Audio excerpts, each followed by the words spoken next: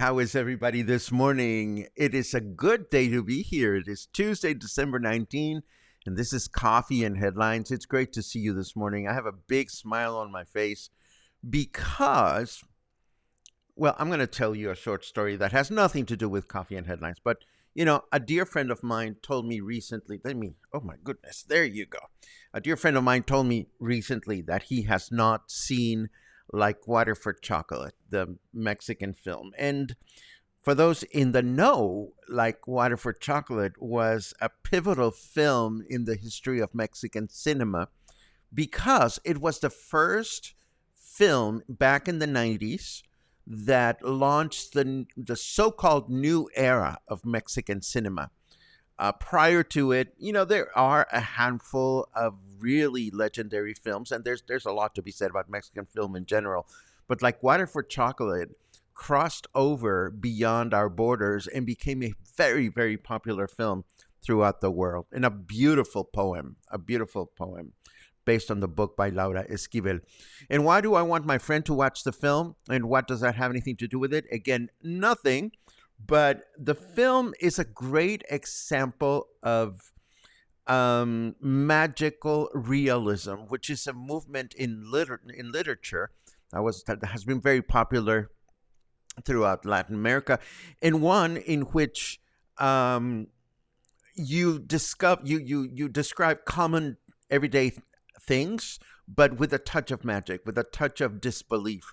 And so I told my friend, I am going to find this film and I'm going to put it on a USB drive for you to watch because it really is amazing. And I found it. And so this morning I was watching, just different scenes from the film on my computer, and it just brought back so many good memories. So that's why I have a big smile on my face. If you've never watched Like Water for Chocolate, I highly recommend it. If you are interested in some kind of film discussion on Mexican films, I'd love to hear about it. There's already somebody discussing classical films at the Joint Co-working Hotel, but some of these films are really, really worth talking about. And I usually stay away from films that are in Spanish because I am under the impression that a lot of English-speaking people don't like subtitles. And I could be wrong. I like my subtitles for watching movies of any language just because my hearing is not always what I want it to be, or sometimes the accents are difficult to understand. Anyhow, look at me. It's 10:35 and I've gone for 5 minutes without talking about anything. But there we go. Coffee and Headlines, as you know, is the place where we get together to look at news from our city, state, and country. We take a look at your comments, your ideas, your thoughts, or suggestions, and we combine all this information to put it to good use as a community of English-speaking locals. As always, we welcome new friends or those that are watching that are watching live for the first time. If that is your case, please write the word new in your comment, and we'll be happy to give you a nice little welcome. If you have something truly important that you wish to share with everyone, please add a capital letter Q. Let's dive in. And we start with something that happens every year. This time of year, we get a lot of vacationers, and along with a lot of vacationers, we get a lot of street vendors. Local authorities estimate that there is or will be a 10% increase on street vendors during the holiday season, particularly in areas popular with tourists. Now, this does not mean that all these extra street vendors have their permits in check. In fact, more often than not, they don't have a permit. But on the other hand, this doesn't mean that we have to get ugly with the vendors just because they're trying to make a buck. And I understand it's a complicated issue because a lot of people come here on vacation this time of year. They don't want to be bothered. They just want to enjoy their vacation. And there could be cultural clashes between people trying to sell you something on the beach while you're trying to just rest. So what do? Well, we tend to get angry, we tend to get despondent, we tend to get dismissive, and that does not help the situation. So my recommendation, if there are people honestly or maybe slightly dishonestly trying to make a living, just say no gracias, no thank you, with a smile. You don't need to get ugly. We don't need to get ugly. And I often say buena suerte, which means good luck. And by saying buena suerte, because sometimes if you just say no gracias or no, that is not enough of a deterrent. But if you say buena suerte, which means good luck, that means, or that is interpreted as, okay, it's not going to happen. I wish you good luck. So I'm closing the deal. You can now move on. Now, if somebody, after you've said buena suerte, continues trying to sell you something, well, I still recommend, don't get ugly. And if you're bound to get ugly, just be mindful of the fact that this is the perfect time of year for visitors to enjoy all the good stuff that there is to enjoy here, and for us locals to have a lower profile and enjoy the comfort of our homes whenever possible.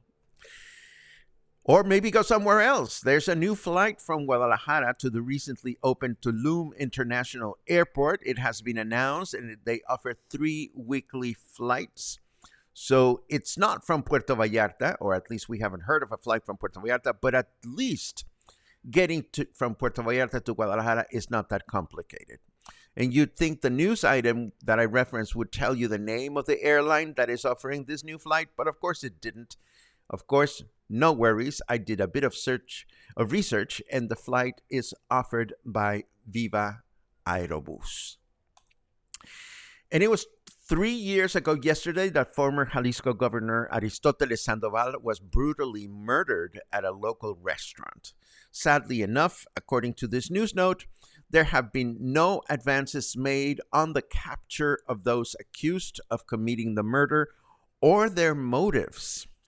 Now, when asked about this, Governor Alfaro tells a different story. He stated that there is progress and there is a direct line of communication with the family. The people responsible for the murder have been identified, but they have not been captured. So in the end, it's not like Governor Alfaro is telling a different story. He is simply using different words to tell the exact same one. And I wonder who comes up with names like this. The new variant, COVID-19 variant that is giving news sources something to talk about is called Perola. Perola. I mean, what kind of a name is that? It reminds me of that song by Barry Manilow, Copacabana. Her name's Perola. She came from COVID. And that was supposed to be funny, but no, it isn't, and that's okay.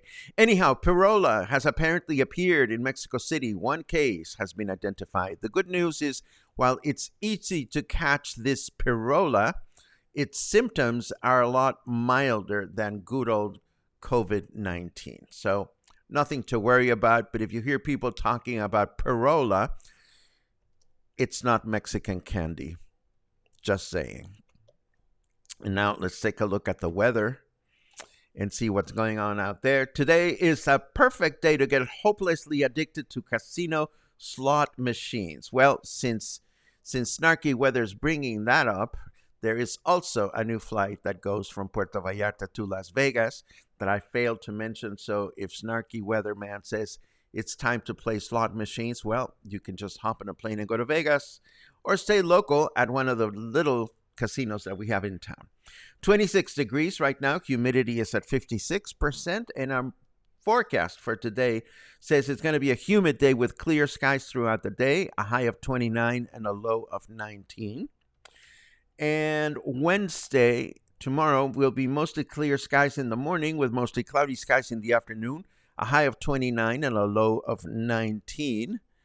And Thursday will be a humid day with mostly cloudy skies throughout the day, a high temperature of 29 and a low temperature of 18.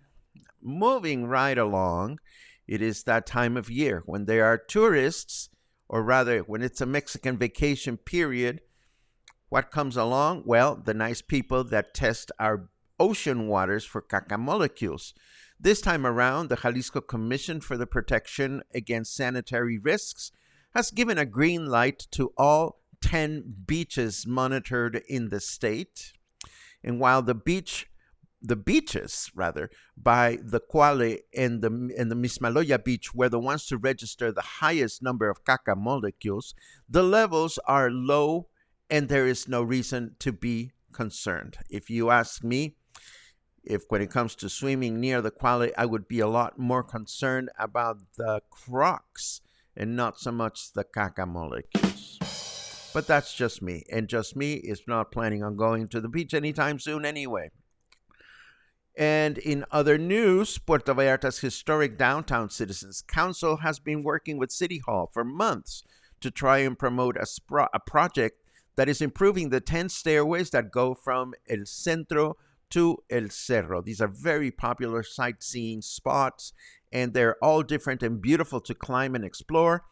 But of course, they all could use a little bit of love. So the improvements considered in this initiative include more greenery and an overhaul of the steps and handrails and painting when needed. According to this news note, 2 of the stairs, the ones at Iturbide and Mina streets, have already been improved, and the ones at Corona and Abasolo streets are presently in process. This is good to know.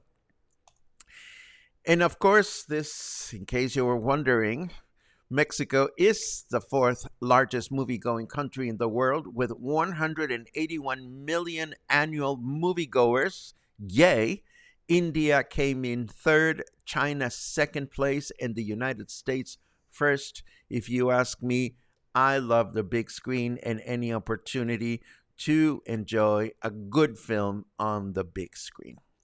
And this brings us to the end of our news. Let us take a look at what's going on out there in your lives. Tarantantin, let's see what we have. Lots of good mornings, which is nice. Sweet messages. I love it. More caramel corn. My goodness, Dan and Kathy have been doing all this wonderful caramel corn, and I was one of the lucky recipients. I love it. And I love reading your comments about Like Water for Chocolate. Great movie, a favorite, says JR. And beautiful film, says Mihal. Personally, I love subtitles. Watch the series in Icelandic. Easy, just have to focus and not turn your eyes away. Yes, whenever I'm watching films like that, I cannot crochet. But if it's films that I know and they're in a language that I can understand, I can definitely crochet. And it's nice to see all your comments that you like subtitles because, and here's another consideration, sometimes sound can be muffled, and that could be the film itself, or it could be your television and its tiny speakers. There could be a lot of reasons. Let's see what else we have. There you go. Good attitude. Vendors have never bothered me. Just move your head from side to side or say, ahorita no, gracias. That's a great strategy. But there are other situations in which it's good to know the local protocol. Like it's happened to me before that I've been at a restaurant and I'm just hanging out with friends, and without having any direct connection with musicians, they start singing a song around your table, and then they come back expecting you to give them money when you didn't even ask for a song in the first place. So those situations, while isolated, can be tricky and difficult to navigate. But again, the bottom line, it's just people trying to make an honest living, and there is no crime there. Let's see what else.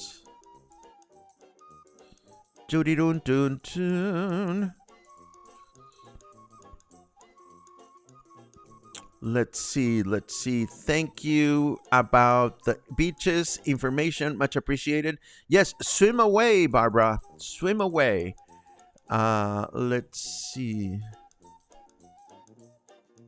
Seems that the COVID nicknames are given based on the Greek alphabet. Was that a Greek word, though? The name of the COVID variant? Perola? I don't think there is such a thing as a Perola letter in the Greek alphabet, but I could be wrong. Not sure. Let's see. At the golf course yesterday in the bar, and all of a sudden I realized that I'm listening to the Coffee and Headlines theme song coming over the speakers. It was so cool. That is crazy. That is crazy. I love it. Anyhow, this is our broadcast for today. I don't know what's on your agenda. For me, it's more finishing touches for my presentation on dirty songs, which will happen on Thursday. I am laughing very hard at all the shenanigans that I've prepared, including one live performance, or at least one live performance, and one sing-along, so that we can all embarrass ourselves as we are learning some dirty songs. This is Coffee and Headlines for today. Thank you so much for joining me as always, and thank you so much for sharing your comments. I look forward to seeing you again tomorrow, and the day after, and the day after, and then it's a weekend, and then we'll see what happens next. But in the meantime, have a great day, and hopefully I'll see you again soon.